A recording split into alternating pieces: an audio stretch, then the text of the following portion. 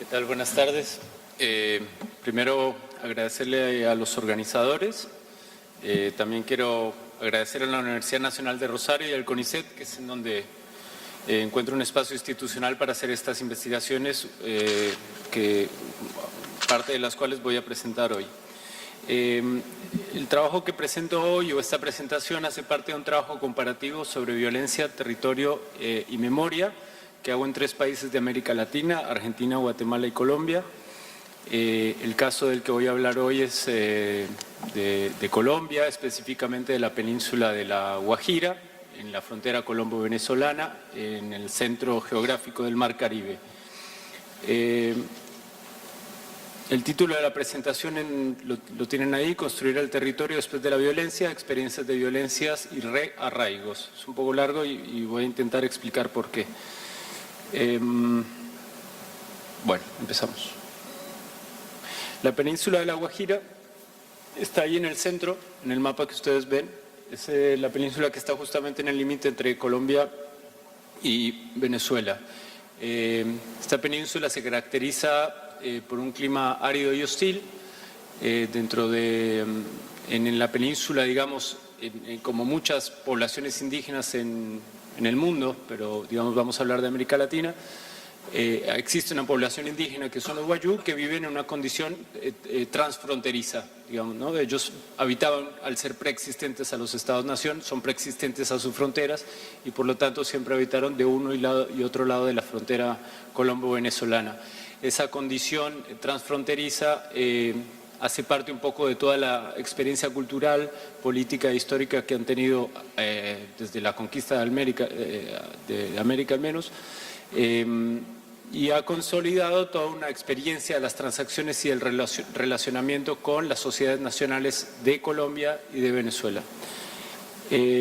Voy a ir rápidamente para explicar un poco el contexto histórico, político y económico de la región, para después llegar al tema que nos ocupa, que es el de las movilidades, de las migraciones y la cuestión con respecto a las transformaciones más recientes que se dan en cuanto al cambio climático en particular.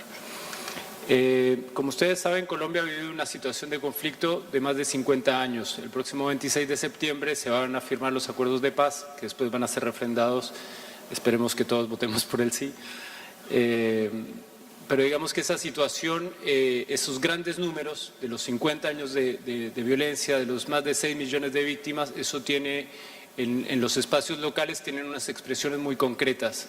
Esta fotografía es de una comunidad que se llama Bahía Portete. Este es un centro de salud que fue destruido por los paramilitares en una masacre en el 2004. Hasta ese momento, en Bahía Portete vivían aproximadamente 1.500 personas que se ocupaban, digamos, entre sus actividades económicas, una de ellas era el contrabando, porque como muchos lugares y puertos artesanales en La Guajira, digamos que hay un flujo permanente de mercancías. Justamente los paramilitares llegan a esta región interesados en estos flujos, en estos circuitos que permiten la comercialización, e intentan tomarse la comunidad y destruirla para apropiarse del puerto artesanal. Además de esta situación de violencia, en La Guajira se vienen desarrollando desde hace más de 20 años proyectos de extracción, empresas extractivas. Esta fotografía es del Cerrejón, que es la mina de carbón a cielo abierto más grande, al menos de Latinoamérica. Es de unas dimensiones que ustedes pueden apreciar en la fotografía. Y lo que ha sucedido con el Cerrejón y muchas otras empresas que se han desembarcado en La Guajira es que han efectuado una transformación no solo en términos geográficos y territoriales, sino también en términos políticos, económicos y culturales, construyendo una idea, una noción, digamos, política, económica y cultural que tiene que ver con la adscripción a este tipo de actividad productiva. Para muchos políticos de la zona, para las comunidades en sí, para las poblaciones incluso no indígenas, pero incluso para las indígenas es difícil pensar un horizonte de futuro, y de realidad sin este tipo de minas que terminan dando, o de empresas que terminan proveyendo una gran parte del trabajo que existe en la región. La mina del Cerrejón, el presupuesto que tiene es mucho más alto que el de cualquier municipio que existe en La Guajira, en fin.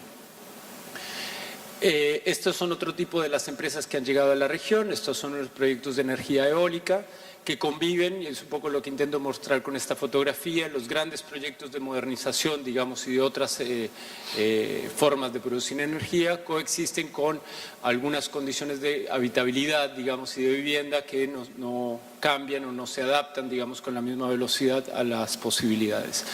Esto es para que se den una idea de la dimensión del cerrejón de la mina que estamos hablando, además de la mina, que ustedes vieron la fotografía de las grandes extracciones. La fotografía de la derecha es esa gran línea negra que se ve del ferrocarril. El ferrocarril conecta la mina con el puerto Bolívar, que se encuentra en la parte superior del mapa que ustedes ven ahí. La mina es esta mancha negra que está abajo al centro, y este ferrocarril transita las 24 horas del día, todos los días del año, fragmentando naturalmente lo que era el territorio tradicional del Oguayu.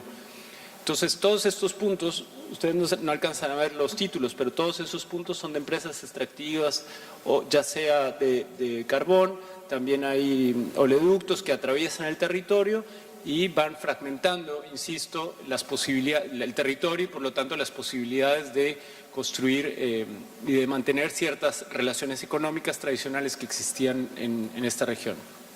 Esto también para que se den una idea de la escala. Este es Puerto Bolívar, que es a donde llega todo este tren que les mostraba.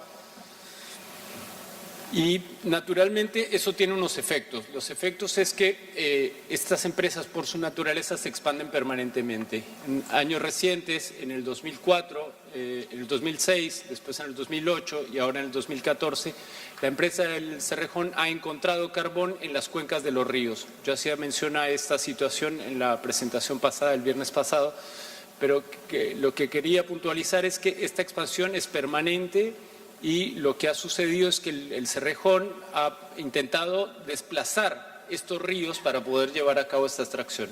Como les decía, La Guajira se caracteriza por un clima hostil y por es un terreno muy árido y seco, pero a pesar de esto, la empresa insiste en correr los ríos para poder seguir con sus proyectos de expansión. Este es el arroyo Bruno y lo que ha sucedido es que, como ustedes ven en el carro tanque, la mayoría del acceso al agua potable en la región es a través de este tipo de camiones que la dejan en este tipo de tanques en las comunidades, lo que genera una dependencia permanente de la ayuda estatal, una incapacidad de las comunidades para poder resolver sus condiciones de existencia por sí solas, porque no hay agua, luego los cultivos y la cuestión de los animales se dificulta, y eso no genera más que una conflictividad social que, como estas marchas, en donde la gente lucha por sus derechos, principalmente al agua.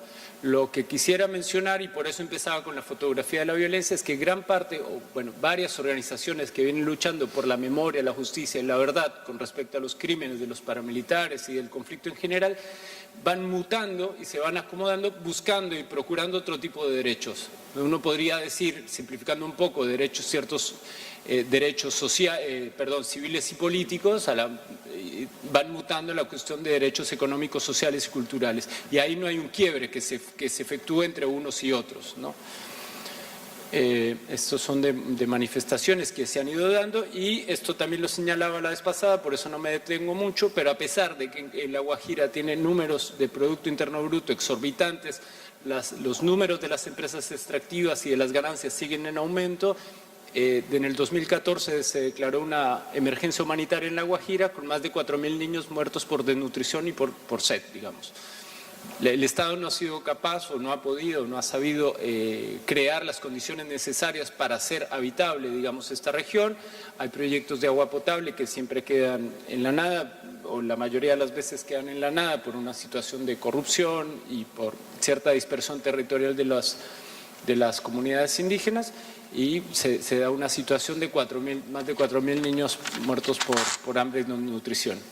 Estas son algunas cifras del cambio climático. Cada vez hay menos precipitaciones, las proyecciones son del aumento de 2 o 3 grados, lo cual es enorme de aquí a 100 años en toda la región, y lo que termina, lo que decía un poco al comenzar la exposición, lo que termina sucediendo es que hay personas, hombres y mujeres concretos, que intentan hacer territorios concretos y volverlos habitables. Yo quería hablar un poco de la comunidad esta de Bahía Portete que les mencionaba. Cuando los paramilitares entran en el 2004 por esta condición de frontera, y ahí entro con el tema de la inmigración y de la movilidad, toda la población de Bahía Portete se desplaza a Venezuela. Y se desplaza a Venezuela porque en Colombia sienten que no tienen las posibilidades de tener alguna seguridad. Como en muchas otras situaciones en Colombia de violación de derechos humanos, la violencia fue dirigida contra las mujeres. ¿Por qué? Porque eso culturalmente ellos suponían que iba a tener un efecto más fuerte sobre la comunidad y que efectivamente lo tuvo, y más de 500 familias emigraron a Maracaibo. En Maracaibo estuvieron desde el 2004 hasta el 2009, pero volvían cada año a Portete a hacer un ritual, un poco de sanación, que tenía que ver con la sanación del lugar, pero esa es mi interpretación, también por una situación de no abandonar el lugar y de poderlo seguir considerando como un lugar propio y con la posibilidad de regresar. El Estado colombiano al principio negó la masacre, después dijo que era una rencilla entre Wayuu, y ahí el gobierno venezolano la verdad es que tuvo una posición bastante favorable a acoger estas familias, le brindó una ayuda humanitaria, intervino la Cruz Roja, intervinieron otras organizaciones, y ellos pudieron de alguna forma obtener algunas cosas materiales, digamos, alimentación, algunas carpas para poder resolver sus condiciones en Maracaibo. La comunidad regresa en el 2009 y cuando regresan, en el 2012-13, en esos años empiezan a regresar y digamos que ahí yo quería llamar la atención sobre las posibilidades que se dan frente a un territorio. Después de la violencia, después de haber sido desplazados por la violencia, ¿con qué territorio es el que se encuentran? Y se encuentran con un territorio en donde, como les mostraba, el centro de salud está destruido, la escuela también fue destruida, los proyectos, los pozos que había, algunos los fueron destruidos y no tienen posibilidades de resolver sus condiciones de existencia sin esta dependencia o sin esta ayuda estatal. Entonces el Estado tiene claras sus responsabilidades. De hecho, Colombia es creo que ejemplar en la legislación con respecto a las víctimas, a la reparación, a toda esta justicia transicional en la que estamos. Pero las posibilidades de resolver, insisto, las condiciones de existencia son muy limitadas. Esta es una fotografía de una entrega del tipo de ayuda económica que se da. Estos chivos fueron traídos, bueno, todos estos materiales, estos elementos que se ven ahí son el tipo de ayuda humanitaria que empiezan a llegar a Portete para facilitar la vida de estas personas que intentan reconstruir su territorio y su vida ahí. Pero, insisto, hay una gran dependencia porque, digamos, las posibilidades de producir son muy limitadas. Estas son cajas de alimentos que se distribuyen comunidad en comunidad con la intervención de algunas ONGs locales, algunas de ellas indígenas, que intentan distribuir esta ayuda a lo largo de las comunidades. Pero yo lo que quería llamar la atención es sobre eso, sobre esta situación de emergencia que se da de esta comunidad cuando sale a Maracaibo y ahora intenta regresar. Se han encontrado con un territorio en donde la producción y la vida se hace muy difícil. Y lo que ha ocurrido es que muchas personas de Portete han empezado a regresar a Venezuela porque no han podido resolver sus condiciones ahí. Entonces existe un marco legal, el marco legal de víctimas y de desplazamiento existe en Colombia. Se cumple a medias, pero se cumple, digamos. Pero la verdad es que, para retomar el tema que nos ocupa acá, la cuestión del medio ambiente y cambio climático, el ejercicio de derechos con este tipo de territorios en donde las empresas extractivas avanzan aparentemente sin freno, incluso respetando estándares internacionales de protección ambiental, de respeto de derechos humanos, hace que los territorios en donde se está construyendo la vida sean cada vez más difíciles de habitar socialmente. Entonces, es llamar un poco sobre la atención sobre la complejidad en la cual estas comunidades en los escenarios locales, las complejidades a las que se enfrentan hoy y la necesidad de medidas urgentes que busquen articular un poco la situación de violación de derechos humanos con la situación de esto que, como decían en la sesión de la mañana, todavía hay un marco legal, jurídico y político por elaborar. Esa es la presentación. Muchas gracias.